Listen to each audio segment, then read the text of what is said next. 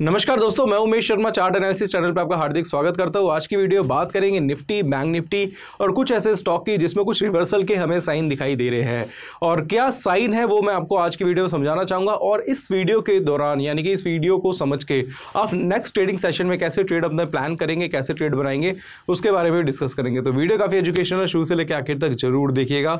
Channel को subscribe नहीं करा तो चैनल को सब्सक्राइब कर लीजिएगा। तो आप मेरे पीछे देख रहे हैं, पहले तो निफ्टी का चार्ट मैं आपके सामने लगा देता हूँ और निफ्टी की आज की जो क्लोजिंग है उसके बारे में थोड़ा सा चर्चा करना चाहेंगे। तो आप देख रहे हैं कि निफ्टी की क्लोजिंग हुई है 18,348 की और मॉर्निंग में जो निफ्टी काम करा रहा था वो 18,400 के ऊपर ही काम करा रहा था। अगर आप चेक करेंगे तो 18,400 के ऊपर आज पूरे दिन मार्केट रहा। बट सेकेंड हाफ की बात करेंगे, जब मार्केट क्लोज होने वाला था तो एक फॉल हमें निफ्टी में दिखाई दिया। और आपको पता है कि हमने इससे पहले आपको निफ्टी को बाय करवाया था, यानी कि रिकमेंड किया था 18,250 पे और टारगेट हमने 18,400 के आसपास का ही आपको दिया था, जो कि हमारा अचीव हो गया था। बट गिरने का कारण क्या था उसके बारे में चर्चा करने से पहले मैं इसके आपको टाइम फ्रेम के एनालिसिस के बारे में थोड़ा सा बताना चाहूँगा। क्योंकि कई बार जब एनालिसिस करते हैं तो आप हमेशा बड़े टाइम फ्रेम को ही देखते हैं या फिर आप सिर्फ स्मॉल टाइम फ्रेम को देखते हैं। हमें दोनों चीज़ें देखनी है एनालिसिस करते समय। एक तो बड़ा टाइम फ्रेम देखना है जिसके बेस पर एनालिसिस करनी है और स्मॉलर टाइम फ्रेम के हिसाब से आपको ट्रेड बनाना है। तो इसको समझाने के लिए मैं डायरेक्टली क्या करता हूं, आपको अब 30 मिनट का चार्ट आपके सामने दिखा देता हूं। हम इसे स्मॉलर टाइम फ्रेम का भी चार्ट ले सकते थे बट 30 मिनट मेरे हिसाब से इनफ रहेगा। अब ये देखेंगे, यहाँ पे आपको ये एक एरिया मैं दिखाता हूँ। इस एरिया को बिल्कुल ध्यान से समझिएगा। ये एरिया क्या है, अगर इसको हम समझेंगे तो मार्केट में एक बॉक्स पैटर्न के बारे में आपको बताया होगा। इसके ऊपर मैं काफ़ी वीडियोस भी बना चुका हूँ। एक बॉक्स पैटर्न हमें यहाँ पे दिखाई दिया था। हुआ गया था कि मार्केट यहाँ से अगर आप चेक करते हैं तो इसमें एक गैप अप देखने को मिला था हमें कुछ टाइम पहले। मार्केट में आपको पता है कि निफ्टी में तेजी देखने को मिली थी, गैप अप ओपनिंग देखने को मिली थी और गैप अप के बाद पूरा जो मार्केट है इसी रेंज में क्या था, कंसोलिडेट हो गया था। अब जब कंसोलिडेट हुआ और उसके बाद जब ये बॉक्स का ब्रेकडाउन हमें देखने को मिला, जो कि हमें इस पॉइंट में देखने को मिला था, जो कि था 18,380 का जो ये लेवल था, एक सपोर्ट लेवल था। ये हमने आपको बताया भी था टेलीग्राम चैनल पे, 18,380 का एक सपोर्ट लेवल था। अब सपोर्ट जैसे ही ब्रेक हुआ उसके बाद फॉल देखने को मिला। कुछ चीज़ें और है जो मैं इसके बारे में समझाना चाहूँगा, उसको आप इस स्क्रीन पे देख सकते हैं यहाँ से, कि जब ये बॉक्स पैटर्न बन रहा था तो डाइवर्जेंस जो थे वो पूरी तरीके से क्या थे, यहाँ पे नेगेटिव थे। ये नेगेटिव डाइवर्जेंस हमें दिखाई दे रहे थे किसमें, हमें MACD के इंडिकेटर में। बॉक्स बना हुआ है, मार्केट कंसोलिडेट है, आपको लगा होगा कि वहाँ से बाजार में तेजी देखने को मिल सकती है। बट डाइवर्जेंस ने पहले ही बोल दिया था कि भाई ये पूरी तरीके से नेगेटिव है और इसके अकॉर्डिंगली जब 18,380 का ब्रेकडाउन देखने को मिला तो वहाँ से एक सेल पोजीशन हमें निफ्टी में दिखाई दे रही थी। तो काफ़ी लोग ये सोच रहे थे कि ऐसा क्या हो गया भाई कि मार्केट में गिरावट हो गई, एकदम से बाजार गिर गया। भाई एकदम से कुछ नहीं गिरता, बाजार बोर के गिरता है। तो मार्केट इस लेवल पर चिल्ला रहा था, भाई चिल्ला के बोला था कि पोजीशन शॉर्ट कर सकते हैं। अब आप बोलेंगे कि यार आपने कैसे बता दिया, आप तो बोलने के बाद बता रहे हो। तो मैं एक काम करता हूँ, मैं आपको टेलीग्राम चैनल दिखा देता हूँ। और टेलीग्राम चैनल पे हमने एक मैसेज आपको कर दिया था एग्जैक्टली दोनों, यहाँ पे आप चेक कर सकते हैं। ये आप 12 बजे के आसपास ही आप ये मैसेज हमारा चेक कर सकते हैं। 12 बजे ही हमने मैसेज कर दिया था, exit your buy position in Nifty and bank Nifty. और उस वक्त जो निफ्टी काम करा रहा था वो 18,400 के ऊपर काम करा रहा था। वहाँ से क्लैरिटी मिल गई थी, फिर नेगेटिव डाइवर्जेंस है, मार्केट कंसोलिडेट है, कोई बड़ी तेजी देखने को नहीं मिल सकती, सेल ऑफ आपको जल्दी से यहाँ पे देखने को मिल सकता है। तो इस वजह से हमने क्या करा था, निफ्टी में जो बाइंग की पोजीशन थी उसको एग्जिट करा दिया था। दूसरा अगर हम बात करें तो यहाँ पे हम देख लेते हैं बैंक निफ्टी का चार्ट। अब बैंक निफ्टी क्या कह रहा है इसके बारे में थोड़ा चर्चा करना चाहेंगे। जूम कर देता हूं इस एरिया को थोड़ा सा, यहाँ पे इसको हम इधर की तरफ लेते हैं। अब बैंक निफ्टी भी क्यों एग्जिट करवाया था, रीज़न मैं आपको बता देता हूँ। अब हमने आपको एक लेवल दिया था कि 44,000 के ऊपर बैंक निफ्टी में तेजी देखने को मिल सकती है, ये हमने बताया था। बट 44,000 के ऊपर मार्केट कंसोलिडेट नहीं कर रहा था। मार्केट जाता फिर वापस नीचे आ जाता, फिर ऊपर जाता फिर नीचे आ जाता। तो उससे हमें अंदाज़ा लग गया था कि भाई मार्केट में कोई तेजी नहीं है। रीज़न उसके और भी है, अभी मैं आपको बताऊंगा वीडियो के आगे कि और कौन से फैक्टर थे जिसकी वजह से लगा था कि बैंक निफ्टी में गिरावट आ सकती है। क्योंकि वो सिर्फ बैंक निफ्टी ही नहीं है, बैंक निफ्टी क्या एक इंडेक्स है, वो बेसिकली अपने बैंकिंग सेक्टर को रिप्रेजेंट करता है। बट बैंकिंग शेयर्स में ही अगर आपको गिरावट देखने को मिल जाए, उनके चार्ट वीक लगे, तो भाई बैंक निफ्टी कैसे बढ़ सकता है? भाई बताओ। अब ऐसा तो नहीं ICICI बैंक गिर रहा है, एक्सिस बैंक गिर रहा है, HDFC गिर रहा है और बैंक निफ्टी बुलिश, ऐसा तो नहीं हो सकता ना। अगर वो गिरेंगे तो बैंक निफ्टी भी गिरेगा। कहीं ना कहीं बोलेंगे बैंक निफ्टी के रिप्रेजेंट कर रहा है, बैंक निफ्टी की वजह से बैंकिंग स्टॉक नहीं भाग रहा। बैंकिंग स्टॉक में अगर तेजी आती है तो फिर बैंक निफ्टी में तेजी देखने को मिलती है। कहीं ना कहीं हमें इसे भी समझना पड़ता है।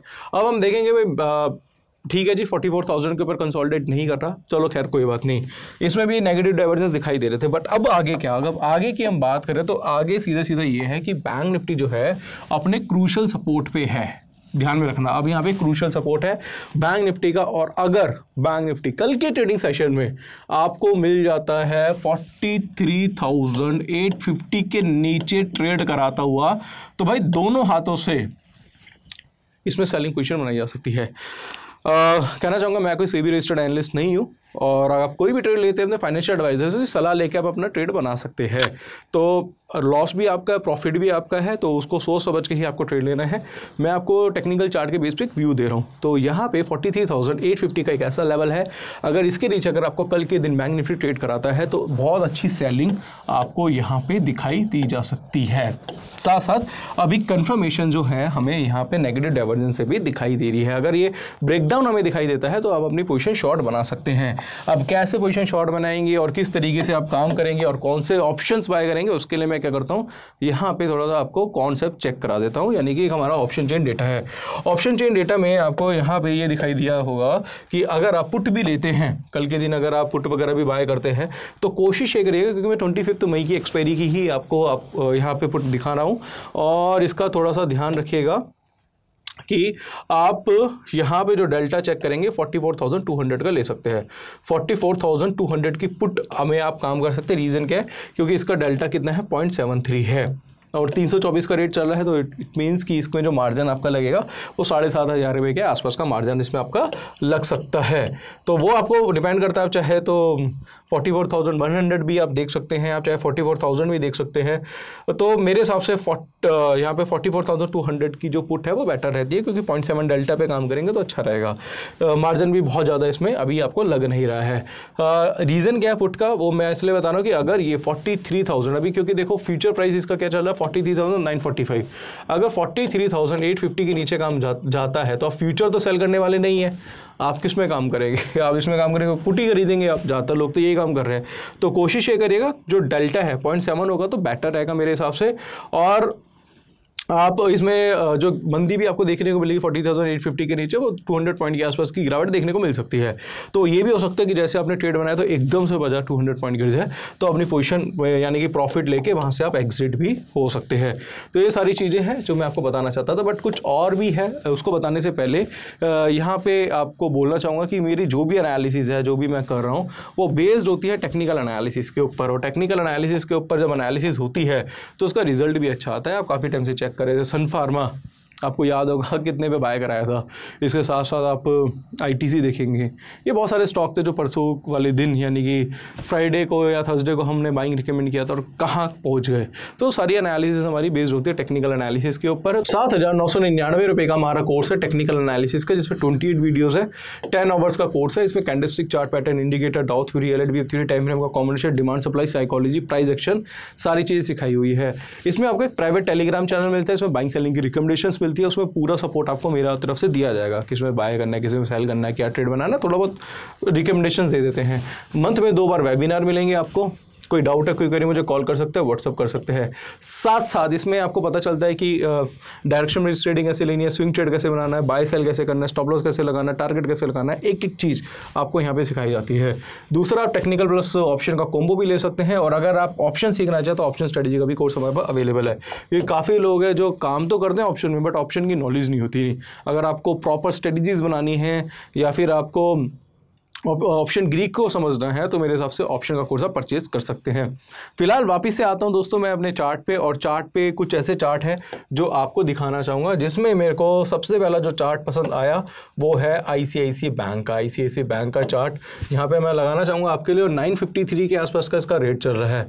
और अगर मैं बात करूँ कि भाई आज सेल ऑफ का रीज़न क्या था, तो यहाँ पे आपको हमने पहले भी बताया है कि आज ICICI बैंक में एक शूटिंग स्टार पैटर्न हमें दिखाई दिया था। था और शूटिंग स्टार पैटर्न की वजह से इसमें एक छोटा मोटा फॉल हमें देखने को मिला। इसके अलावा भी अगर मैं इसके टाइम फ्रेम को बताऊं तो टाइम फ्रेम एनालिसिस के हिसाब से मैं इसका जो चार्ट है 30 मिनट की जगह मैं डेली का भी करूं तो बड़े टाइम फ्रेम पे भी अभी फ़िलहाल जो लग रहा है मैं शॉर्ट में ही इसको समझाना चाहूँगा आपको। ये देखेंगे कि मार्केट जो है यहाँ से वो तो लगातार अब जारी आईसीआईसी बैंक की, बट यहाँ से अगर आप डाइवर्जेंस चेक करेंगे तो उसमें मुझे थोड़ा सा झोल दिखाई दे रहा है। ये देखेंगे, ये एरिया आप चेक कर लीजिए कि मार्केट अप ट्रेंड में चल रहा है, डाइवर्जेंस नेगेटिव है, जल्दी से बाजार में फॉल देखने को मिल सकता है। इसलिए भी मैं कह रहा हूँ कि आईसीआईसी बैंक देख लो, सेलिंग लग रही आने वाले टाइम पे। इसके अलावा अगर मैं आपको एक्सिस बैंक का चार्ट दिखाऊँ और यहाँ से एक्सिस बैंक हम देख लेते हैं, जल्दी से एक्सिस बैंक का चार्ट भी मैं आपको दिखाना चाहूँगा। तो एक्सिस बैंक भी यहाँ पे अगर आप देखेंगे तो एक्सिस बैंक में भी सेलिंग के पैटर्न ही हमें दिखाई दे रहे हैं। अगर मैं इसमें 4 आवरली का चार्ट दिखाऊँ, यहाँ से 4 आवरली का चार्ट दिखाऊँ तो 4 आवरली के चार्ट में भी यहाँ पे आपको शूटिंग स्टार पैटर्न दिखाई देगा। तो इस शूटिंग स्टार की वजह से ही मुझे लग रहा है कि एक्सिस बैंक में आने वाले टाइम पे एक बड़ा सेल ऑफ देखने को मिल सकता है और 900 रुपये के आसपास मुझे एक्सिस बैंक भी लग रहा है। तो मैं आपको शॉर्ट में ही आईसीआईसी बैंक, एक्सिस बैंक, इसके अलावा मैं HDFC दूँ और भी बहुत से बैंकिंग सेक्टर है जो बड़े टाइम फ्रेम पे सेल ऑफ दिख रहे हैं, सेलिंग लग रही है उसमें। तो भाई जब बड़े टाइम फ्रेम में सेलिंग बनेगी तो इसके साथ साथ अगर मैं बैंक निफ्टी की बात करूँ तो बैंक निफ्टी कहाँ से बुलिश हो सकता है, और इस टाइम क्या है कि 44,000 के ऊपर सस्टेन हो गया। अब कल के दिन 43,850 का लेवल एक ऐसा लेवल है कि अगर वो गया तो फिर गया, समझ लेना बैंक निफ्टी। और इसके साथ साथ इसमें सपोर्ट करेंगे हमारे एक्सिस बैंक, आईसीआईसी बैंक जो कि टॉप पे सेलिंग के लिए बेकरार है गिरने के लिए, तो इसका थोड़ा सा ध्यान रखिएगा। तो इसलिए जो हमारी एनालिसिस होती है सिर्फ और सिर्फ ऐसा नहीं है कि हम निफ्टी और बैंक निफ्टी कर रहे हैं, इसके अलावा हम स्टॉक्स को भी देखते हैं और हमें ओवरव्यू पता करना होता है मार्केट का। मार्केट का एक्चुअल में ओवरव्यू क्या है, ये थोड़ी ना कि 5-10 मिनट के चार्ट लगा के हम कोई बहुत बड़े एनालिस्ट नहीं बन सकते या फिर हम मार्केट को प्रेडिक्ट नहीं कर सकते। हमें एनालिसिस करनी होती है, बड़े टाइम फ्रेम्स पे एनालिसिस करनी होती है। ठीक है, छोटे टाइम फ्रेम में ट्रेडर है, बट एनालिसिस हमें बड़े टाइम फ्रेम और उससे रिलेटेड जो स्टॉक्स होते हैं उनको भी कहीं ना कहीं देखना पड़ता है, ग्लोबल मार्केट भी हमें देखना पड़ता है कहीं ना कहीं। तो ये सारी चीज़ें दोस्तों आज की वीडियो मैंने बता दी हैं आपको। बाद में एक चीज़ और कहना चाहूँगा, ये जो भी मैं यूज़ कर रहा हूँ ये फायर्स का प्लेटफॉर्म ही यूज़ कर रहा हूँ, इसी पे चार्ट देखता हूँ और इसी पे ही क्लिक करके मैं बाय और सेल भी करता हूँ। तो भाई आप ये फायर्स में डीमैट अकाउंट ओपन कर रहा हूँ, लिंक नीचे डिस्क्रिप्शन पे आपको मिल जाएगा। 10,000 की वर्थ की ई बुक्स मेरी तरफ से आपको मिल जाएगी अगर फायर्स में डीमैट अकाउंट ओपन कराते हैं। साथ साथ दोस्तों हमारा 2 जुलाई को दिल्ली में एक मीटअप है और मैं चाहूँगा कि आप वहाँ पे आइए, मेरे से मिलिए। वहाँ पे मैं कुछ स्ट्रेटजीज़ हैं, कुछ स्ट्रेटजी में मैं बैक टेस्टिंग कर रहा हूँ, उसके बारे में डिस्कस करूँगा। टेक्निकल आपको सिखाऊंगा, वहाँ पे ऑप्शंस के बारे में काफ़ी नॉलेज दूंगा, एल्गो के बारे में डिस्कस करूंगा। तो एक ही छत के नीचे सब लोग बैठेंगे और उस दिन 5 स्टार होटल में एक बहुत अच्छा मीटअप मेरी तरफ से होने वाला है और आपके जो भी डाउट है मैं लाइव आपके डाउट भी क्लियर करूँगा। एक एक लोगों को वहाँ पर एंटरटेन किया जाएगा, वो काफ़ी एजुकेशनल चीज़ें हैं जो मैं वहाँ पे सिखाऊंगा। डिस्क्रिप्शन में लिंक है, जल्दी से रजिस्ट्रेशन कर लीजिए।